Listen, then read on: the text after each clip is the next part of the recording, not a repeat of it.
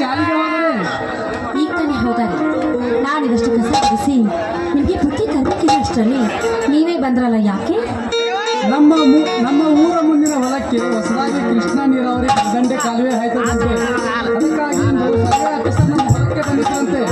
ಅದಕ್ಕೆ ಅವ್ರಿಗೋಸ್ಕರ ಒಂದು ಗದುವಿಗೆ ಹಾಯಿಸಬೇಕಂತೇಳಿ ಬಂದೆ. ಅಲ್ಲ, ಈ ರೈತರ ಭಾವನೆ ಕಳೆಯೋದಕ್ಕೆ ಕಾಲುವೆ ನೀರಾವರಿ ಹಾಕಿ ಹರಿದು ಬಂದಿದ್ದು ಒಂದು ಕಡೆ ಸಂತೋಷವೇ ಸರಿ.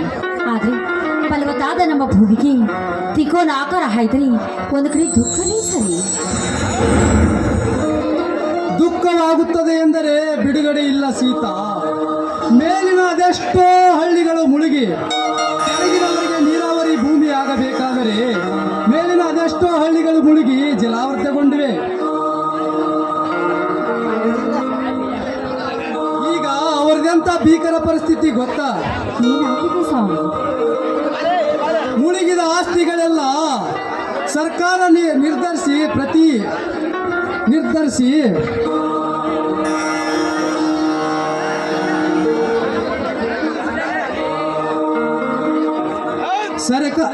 ಅನೇಕ ಜನರಿಗೆ ಸರ್ಕಾರ ನಿರ್ಧರಿಸಿ ಅನೇಕ ಜನರಿಗೆ ಮನೆ ಕಟ್ಟಿಕೊಟ್ಟಿದ್ದೇನೋ ನಿಜ.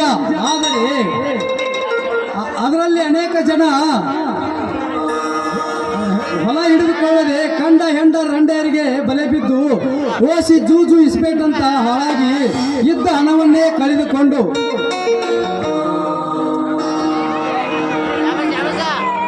ಹೆಂಡರು ಮಕ್ಕಳಿಗೆ ಕೂಳಿಲ್ಲದೆ ಸಾಯುವಂತಾಗಿ ಅನೇಕ ರೈತರು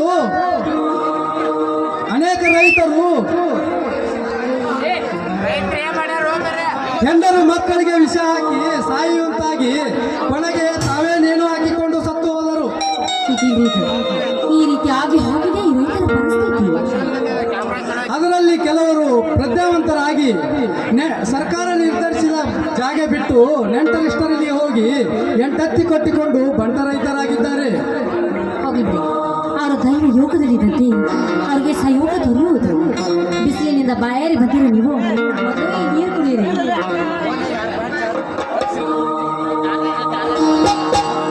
ಆಹಾ, ಇವೆಂತ ನೀರು ಸೀತಾ!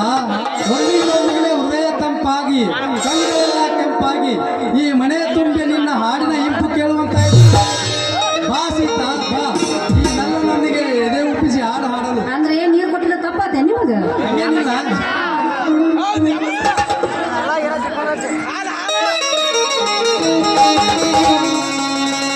ನನ್ನ ಜೀವನ ಜ್ಯೋತಿ ನೀನೇ, ನನ್ನ ಪ್ರೇಮದ ಮೂರ್ತಿ ನೀನೇ.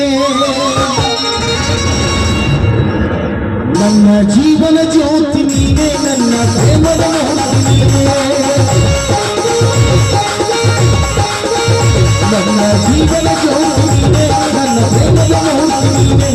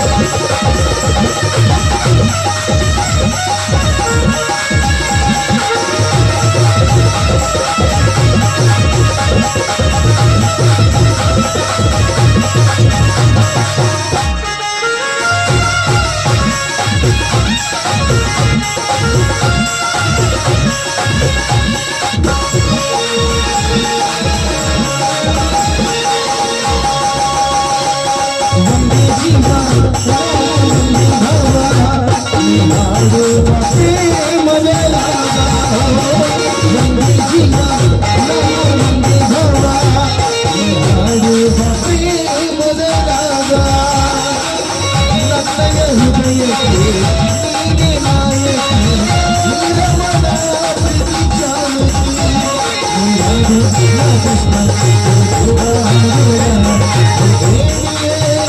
ಕೃಷ್ಣ ನನ್ನ ಜೀವನ ಚೌಕಿದೆ ನನ್ನ ಪ್ರೇಮದ ಮೌಕಿದೆ